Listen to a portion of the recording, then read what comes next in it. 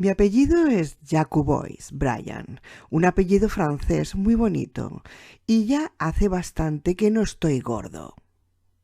Ya volverás a engordar, dijo él. Es lo típico de los gordinflones. Se me escapó la risa. No pude aguantármela. Brian hablaba como los memos que entrevistan por la tele, en los programas nocturnos. Me miró con mala leche, pero su expresión traicionaba inseguridad. Había perdido la ventaja y lo sabía. Te voy a contar un secreto, dije. Ya se ha acabado el instituto. Esto es tu vida real. Ya sé que te cuesta creértelo, pero más vale que te acostumbres. Ya no es que te castiguen. Esto cuenta de verdad. La reacción fue mirarme boquiabierto y con cara de memo. No lo captaba. Casi nunca lo captaban. Brian, quiero ver tus papeles ahora mismo, dijo George. Venga, pónmelos en la mano. Y la enseñó con la palma hacia arriba.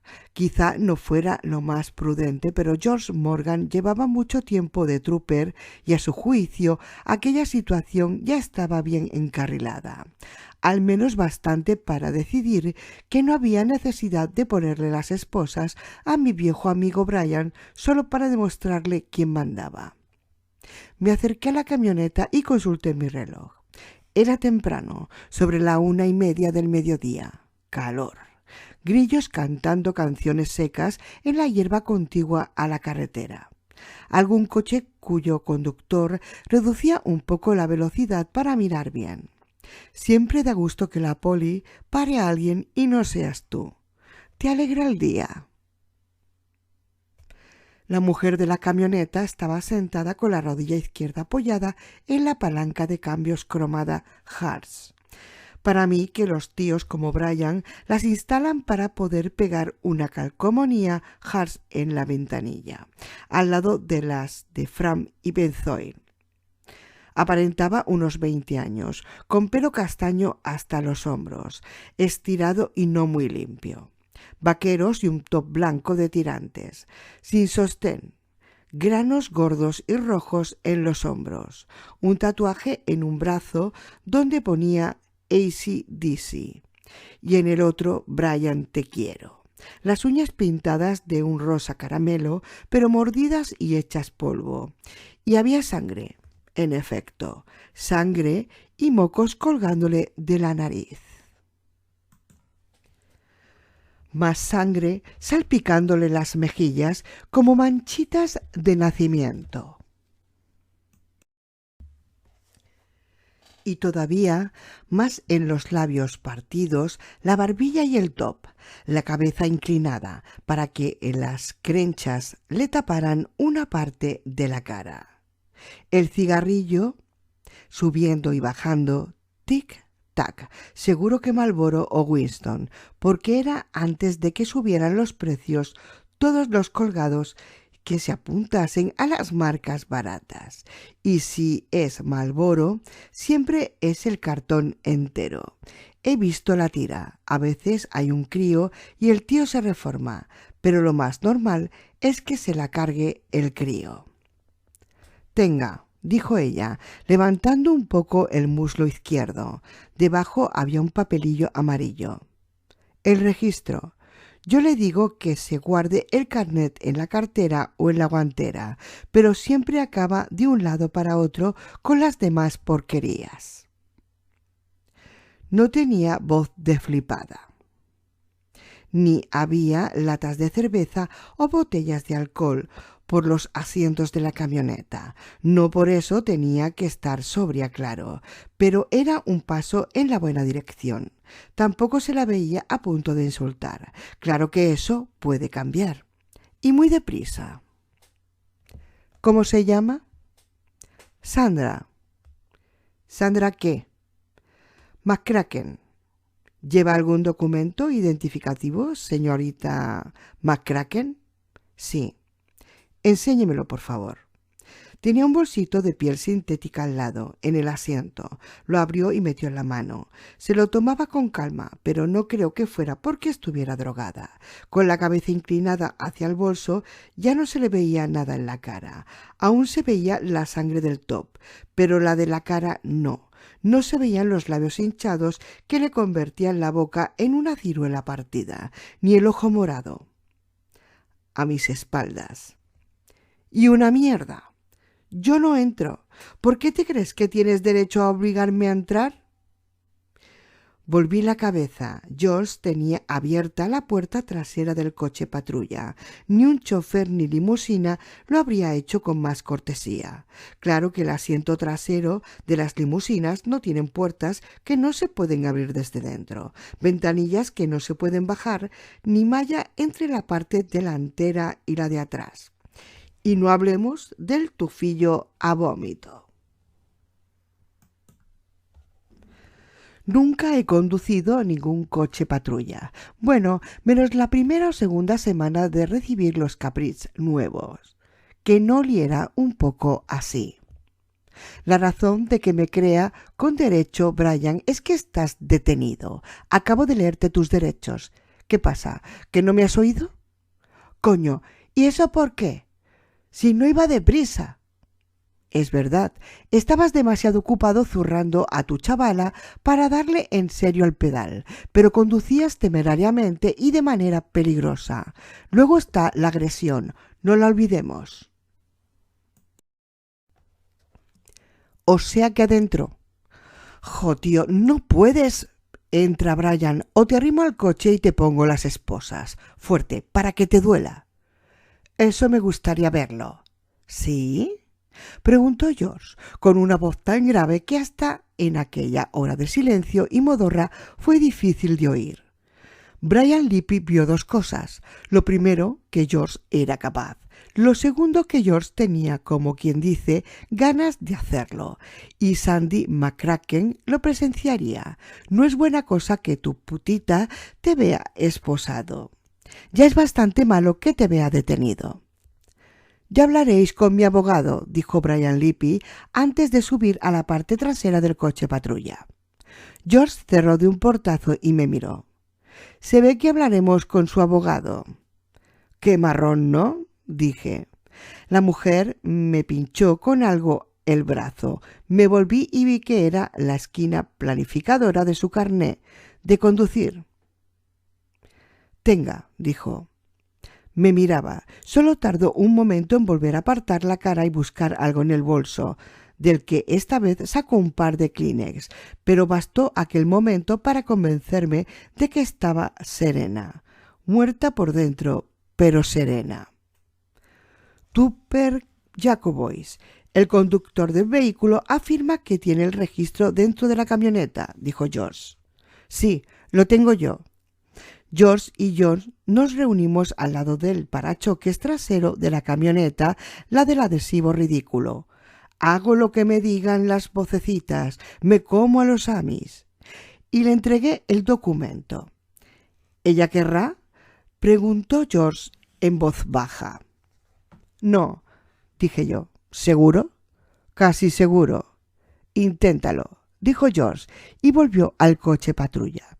En cuanto metió la cabeza por la ventanilla del lado del conductor para coger el micro, mi ex compañero de colegio empezó a pegarle gritos. Sin hacerle caso, George estiró al máximo el cable para poder ponerse al sol.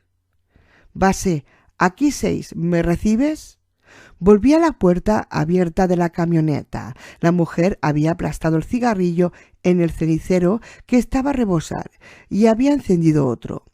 El nuevo subía y bajaba entre las dos crenchas de pelo casi juntas. Salía humo a chorro. Señora McCracken, nos llevamos al señor Lippi a nuestro cuartel, el del Trup D, en la colina, ¿sabe? Le agradecería que nos siguiera. Ella negó con la cabeza y empezó a usar el Kleenex, pero más que levantarlo hacia la cara, lo que hacía era bajar la cabeza, cerrando aún más las cortinas de su pelo. Ahora la mano del cigarrillo estaba apoyada en una pernera de los vaqueros y el humo subía en vertical. Le agradecería que nos siguiera, señora McCracken. Lo más suave que pude, procurando adoptar un tono atento y de complicidad de tú a tú. Es como dicen que hay que actuar los psiquis y los terapeutas familiares, pero ¿ellos qué saben? En el fondo, y aunque me esté mal decirlo, les tengo bastante odio a los muy hijos de puta. Vienen de su clase media oliendo a laca de pelo y a desodorante y nos hablan de malos tratos conyugales y de baja autoestima, pero no han visto en su vida un sitio como Lasburg Country, que ya se fue a pique una vez al acabarse el carbón y luego otra al marcharse lo gordo del acero a Japón y China. De hecho, una mujer como Sandra McCracken oye lo que es suave y atento, lo que no es agresivo. Antes puede que sí, pero creo que ya no. Por otro lado, si le cogía el pelo a puñados, se lo apartaba de la cara para obligarla a mirarme y le gritaba: tú vienes y le pones una denuncia por agresión. Tú vienes, zorra de mierda, que solo recibes hostias. Puta consentida, te digo que vienes, joder que si vienes. Quizá cambiara la cosa, quizá funcionara. Tienes que hablarles en su idioma. Eso los psiquis y los terapeutas no quieren oírlo, ni siquiera quieren creerse que haya un idioma que no sea el suyo. Volvió a negar con la cabeza, sin mirarme, fumando y sin mirarme. Me gustaría que nos acompañara y presentara una denuncia por agresión contra el señor Lippi. Piense que lo tiene que hacer. Lo digo porque le hemos visto pegándola. Mi compañero y yo íbamos justo detrás y lo hemos visto claramente. Mentira, dijo ella. Ni tengo que hacerlo ni pueden obligarme. Seguía usando aquella pelambrera castaña pelmazada para taparse la cara, pero lo cierto es que su tono, aun siendo tranquilo, poseía cierta autoridad. Sabía que no podíamos obligarla a presentar denuncia porque lo tenía muy visto. ¿Qué? ¿Cuánto tiempo piensa seguir aguantándolo?, le pregunté. Nada, la cabeza inclinada, la cara tapada, la misma manera de bajar la cabeza y taparse la cara de los 12 años, cuando la profe hacía una pregunta difícil en clase o cuando las demás niñas se burlaban de que estuvieran saliéndole tetas grandes, antes que a ellas, lo cual la convertían en un polvazo. Las chicas así se dejan el pelo largo para eso, para esconderse. Saberlo, sin embargo, no me hacía falta tener más paciencia con ella. Al contrario. Y es que en ese mundo hay que cuidarse, sobre todo si eres guapa. Sandra. Un ligero movimiento de los hombros al oírme llamarla por su nombre de pila. Aparte de eso, nada. Me ponen histérico, la verdad. Con qué facilidad se rinden. Son como pájaros en tierra. Sandra, mírame. No quería, pero acabaría haciéndolo. Estaba acostumbrada a obedecer a los hombres. Obedecer a los hombres se había convertido un poco en su trabajo.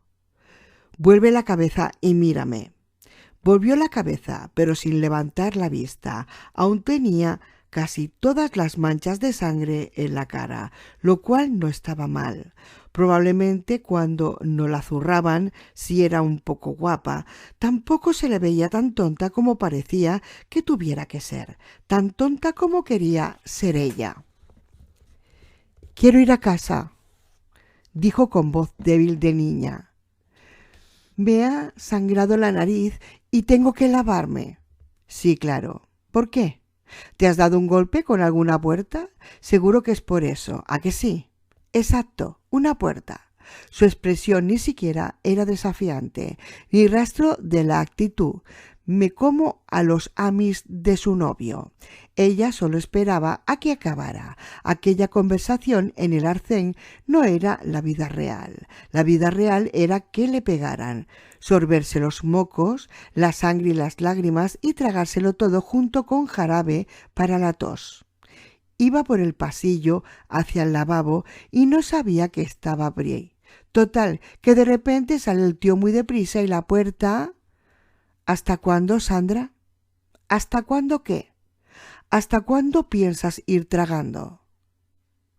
Se le abrieron un poco los ojos, nada más. ¿Hasta que te dejes sin dientes? Quiero irme a casa. Si te busco en el registro de Staten Memorial, ¿cuántas veces encontraré tu nombre? Porque chocas mucho con las puertas, ¿no? ¿Por qué no me deja en paz? Yo no le hago nada. ¿Hasta que te parta el cráneo? ¿Hasta que te mate? Agente, que quiero irme a casa. Me gustaría decir, fue cuando supe que se me iba de las manos, pero sería mentira, porque no se puede ir lo que nunca ha estado. Iba a quedarse sentada hasta que se le helara el infierno o hasta que me cabreara bastante para hacer algo que luego se volviera en mi contra. Como pegarle, porque tenía tantas ganas de pegarle. Al menos pegándole me haría caso. Siempre llevo un tarjetero en el bolsillo trasero. Lo saqué, fui pasando tarjetas y encontré la que buscaba. Es una mujer que vive en Starler Village. Ha hablado con centenares de chicas como tú y a muchas las ha ayudado. Si necesitas que te asesore gratis, no habrá problema. Alguna solución encontraréis, ¿de acuerdo? Le puse la tarjeta delante de la cara, sosteniéndola con los 2 primeros dedos de la mano derecha y como no la cogía, la dejé caer en el asiento. Luego volví al coche patrulla por el registro. Brian Lippi estaba sentado en medio del asiento trasero con la barbilla apoyada en el cuello de la camiseta y me miraba fijamente por debajo de las cejas. Parecía una especie de Napoleón pirado y agresivo. ¿Qué? ¿Ha habido suerte?, preguntó George. ¿Qué va? Aún tiene ganas de juerga, dije. Volví a la camioneta con el registro. Ella se había puesto al volante. El motor V8 de la camioneta estaba en marcha. Habían apretado el embrague y tenía la mano derecha en el cambio de marchas. Contraste de uñas mordidas y metalizado. Si los sitios como la Pensilvania rural tuvieran bandera, se le podría poner ese dibujo, o un pack de 6 cervezas de Iron City y una cajetilla de Winston. Conduzca con cuidado, señorita McCracken, dije al darle al papel amarillo. Sí, dijo ella, y arrancó, con ganas de ponerse descarada, pero sin atreverse, porque le habían adestrado bien. Al principio la camioneta sufrió algunas sacudidas. No dominaba tanto la transmisión manual como debía de creerse, y ella igual. Adelante y atrás, volándole el pelo. De repente volvió a aparecérsele todo, él por el medio de la carretera, conduciendo en una de sus 2 propiedades con una sola mano y dándole unas hostias que te cagas a la segunda con la otra mano. Y me entraron náuseas. Justo antes de que ella consiguiera poner la segunda, algo blanco salió volando por la ventanilla de al lado del conductor. Era la tarjeta que le había dado yo. Volví al coche patrulla. Brian aún estaba sentado y con la barbilla en el pecho, mirándome a lo Napoleón pirado por debajo de las cejas, o a lo Rasputín. Subí por el lado del copiloto con una sensación de mucho calor y cansancio. Para redondearlo, Brian inició una cantinela. El gordinflón de Eddie Day, Jack Dubois. ¿A cuántos tíos? Cállate, dije. Ven tú detrás y hazme callar, gordinflón. ¿Por qué no vienes y lo intentas? En otras palabras, otro día maravilloso en la PSP. A las 7 de la tarde volvería a estar el tío en su mierda de casa, bebiéndose una cerveza y mirando la rueda de la fortuna. Eché un vistazo a mi reloj, las 13:44, y a continuación cogí el micrófono. Base, aquí 6. Recibido 6. Shirley con la voz tranquila como una brisa fresca. Shirley a punto de recibir las flores de Islington y Avery. En la CR46 de Pottville, a unos 30 kilómetros de nuestro 20, un camión cisterna de Norco West acababa de chocar con un autobús escolar, matando a la conductora del autobús, una tal Esther Mayhew. George Stankowski estaba bastante cerca para haber oído el impacto de la colisión. ¿Quién dice que la poli nunca está cuando hace falta? Código 15 y 17 base. Recibido. Dicho de otra manera, que llevamos detenido a un gilipollas y volvíamos. Recibidos 6. ¿Cuántos elementos detenidos? 1. Corto. 1. Afirmativo. Aquí Gordinflón. 1. Corto y cambio, dijo Brian desde el asiento de atrás. Y empezó a reírse, una risa aguda y espasmódica de drogata veterano. También empezó a dar golpes en el suelo con las botas de vaquero. Íbamos a tardar media hora en volver al cuartel. Sospeché que el viaje se haría largo. Hadi. Colgué el teléfono del sargento jefe y fui casi corriendo a comunicaciones, donde Shirley seguía ocupada dirigiendo hacia el oeste a los troopers en activo. Norco dice que es cloro líquido, le expliqué. ¡Qué alivio! El cloro es asqueroso, pero no suele ser mortal. ¿Están seguros de que es eso?, preguntó Shirley. Al 90%. Es lo que tienen circulando por la zona. Los camiones que van a la depuradora de aguas se ven constantemente. Corre la voz, empezando por George S. Oye, ¿se puede saber qué le pasa al perro? Mr. Dillon estaba en la puerta trasera con el morro en la base de la mosquitera y sin quedarse quieto ni un momento. Casi daba brincos y soltaba gañidos, guturales. Tenía las orejas hacia atrás mientras yo lo miraba. Se pegó tal golpe de mosquitera en el morro que la abolló. Luego hizo un ruido agudo, como diciendo: «Jo, tío, duele». «Ni idea», dijo Shirley, con voz de no tener tiempo para fijarse en Mr. Dillon. Yo en realidad tampoco, pero me quedé mirándolo un rato más. Había visto el mismo comportamiento en perros de caza que localizaban el rastro de algo grande por el bosque, un oso o a saber si un lobo gris. Pero en las Short Hills no habían lobos desde antes de Vietnam, y los osos se contaban con los dedos de una mano. Al otro lado de la mosquitera lo único que había era el aparcamiento y el cobertizo B, naturalmente. Levanté la vista hacia el reloj de la puerta de la cocina. Eran las 14:12. No me acordaba de haber estado nunca en el cuartel y verlo tan vacío. Unidad 14. Unidad 14. Aquí base, ¿me recibes? Contestó George, que aún tosía. Aquí unidad 14. 14. Es cloro. Dice Norco West que casi seguro. Cloro líquido. Shirley me miró y le hice la señal del purgar. Irrita, pero no... Corta, corta. Y tos. Tos. Te escucho. 14. Base. Puede ser cloro y puede no serlo. El caso es que arde y que vienen nubes blancas muy grandes hacia aquí. Mi 20 es al final del camino del acceso, el que pasa al lado del campo de fútbol. Los niños tosen más que yo y veo bastante gente en el suelo, incluida una adulta. Hay 2 autobuses aparcados en el lateral. Voy a intentar usar uno para llevarme a la gente. Corto. Le cogí el micro a Shirley. George. Soy Hadi. Los de Norco dicen que el fuego debe de ser una capa de gasolina sobre el cloro. En principio no debe de ser peligroso llevarte los niños a pie. Cambio. Lo siguiente fue la típica respuesta de George S., rotunda e impávida. A la larga obtuvo una de esas menciones por haber ido más allá del simple deber.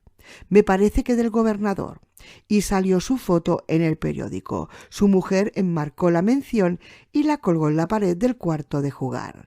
No tengo muy claro que George llegara a entender a qué venía tanto ruido. Desde su punto de vista, se había limitado a seguir el dictado de la prudencia.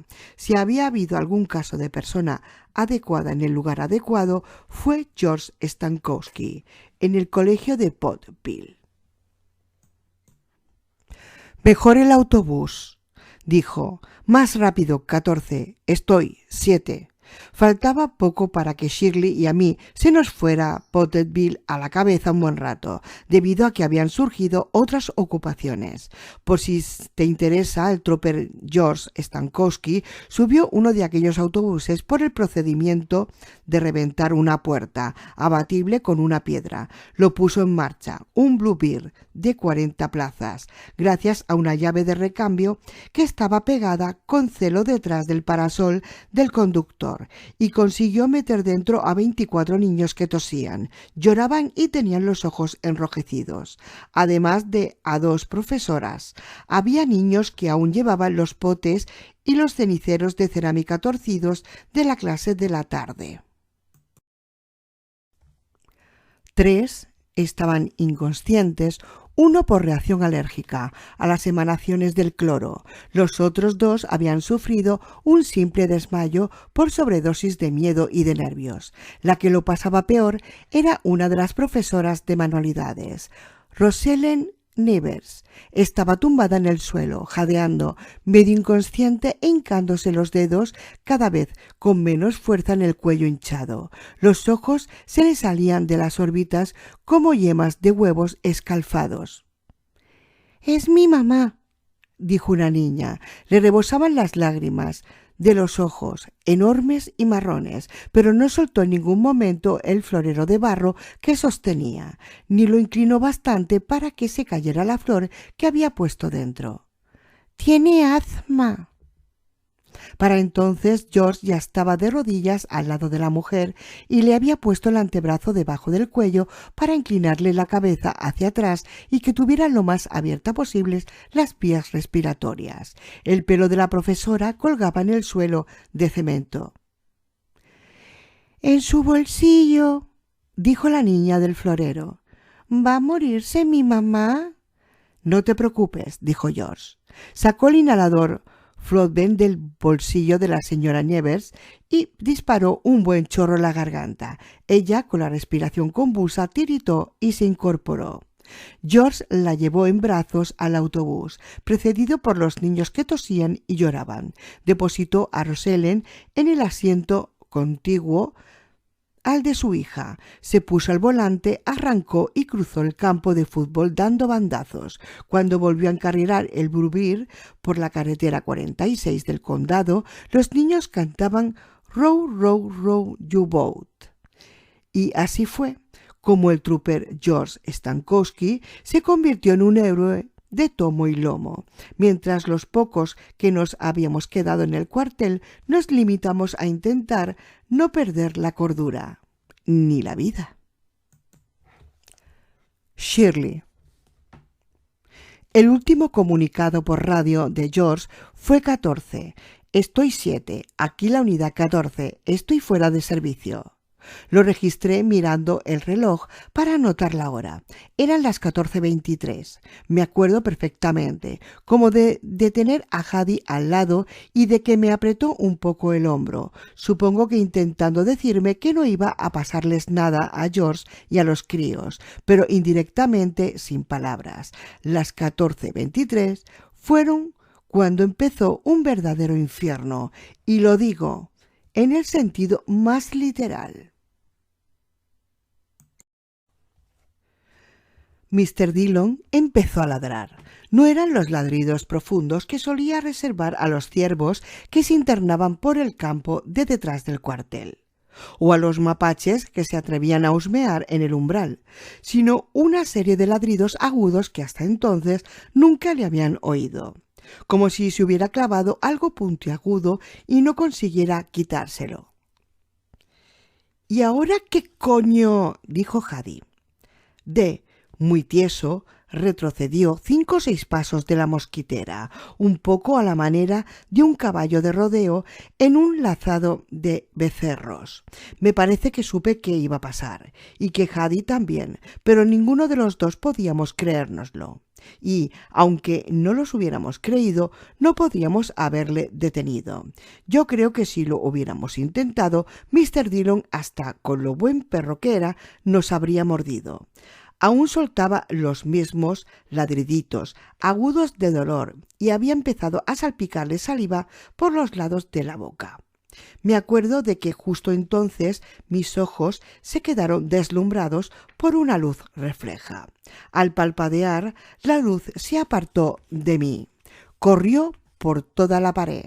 Era la unidad 6. Eddie y George llegando con su detenido, pero casi no me dio ni cuenta ni me dio tiempo. Yo miraba a Mr. Dillon. Corrió hacia la mosquitera y en cuanto estuvo lanzado no dudó ni una vez, ni siquiera redujo la velocidad, solo bajó la cabeza y pasó a través, arrancando la puerta del pestillo y arrastrando al cruzar, mientras seguía soltando aquellos ladridos de dolor que casi eran como gritos. Al mismo tiempo noté un dolor muy fuerte, agua de mar y alguna planta podrida. Se oyó un chirrido de frenos de goma, un bocinazo y a alguien exclamando «¡Cuidado, cuidado!». Hadi corrió hacia la puerta y yo le seguí. Eddie. Estábamos amargándole el día llevándole al cuartel. Le habíamos impedido seguir pegando a su novia, al menos de momento. Tenía que quedarse sentado detrás con los muelles pinchándole el culo y apoyando aquella filigrana de botas en nuestras alfombrillas especiales a prueba de vómitos. Pero Brian nos lo estaba haciendo pagar, en especial a mí, aunque claro, yo tampoco podía dejar de oírle. Primero recitaba su versión de mi nombre y luego, con todas sus fuerzas, daba golpes rítmicos con los de los pedazos de tacones de su mierda de botas, hechos de varias capas. El efecto general era como de cheerleaders de fútbol americano. Encima se pasaba todo el rato mirándome a través de la malla, con la cabeza inclinada y los ojos de drogado brillantes. Yo lo veía por el retrovisor enganchado al parasol. «Jack, you boys, pum, pum, pum. Jack, you boys, pum, pum, pum». «Oye, Brian, ¿no podrías parar?», preguntó George. Estábamos llegando al cuartel, un cuartel prácticamente vacío. Para entonces ya sabíamos lo que estaba en Pottsville. Una parte nos lo había explicado Shirley y el resto lo habíamos deducido de lo que se decían las unidades al converger. «Empieza a dolerme el tímpano»,